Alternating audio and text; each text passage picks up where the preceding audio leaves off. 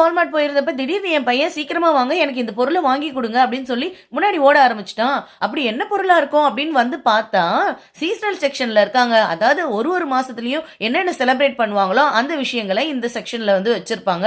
இப்பதான் பிப்ரவரி மாசம் ஆச்சே. ஸோ வேலண்டைன்ஸ் டேக்கான எல்லா கிஃப்ட் ஐட்டம்ஸ், சாக்லேட்ஸ் எல்லாமே வச்சிருந்தாங்க. பொதுவாகவே இங்க அமெரிக்கால பாத்தீங்கன்னா வேலண்டைன்ஸ் டே ஸ்கூல்ல தான் பயங்கரமா செலிப்ரேட் பண்ணுவாங்க.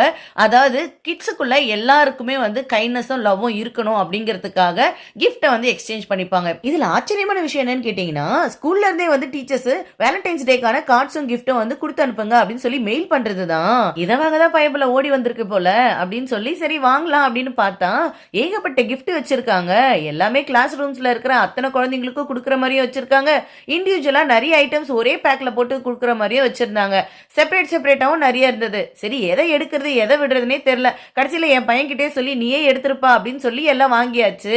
என் பையனுக்கும் செம ஹாப்பி ஆயிடுச்சு. நாங்களும் கிளம்பிட்டோம். தேங்க்ஸ் ஃபார் வாட்சிங். பை.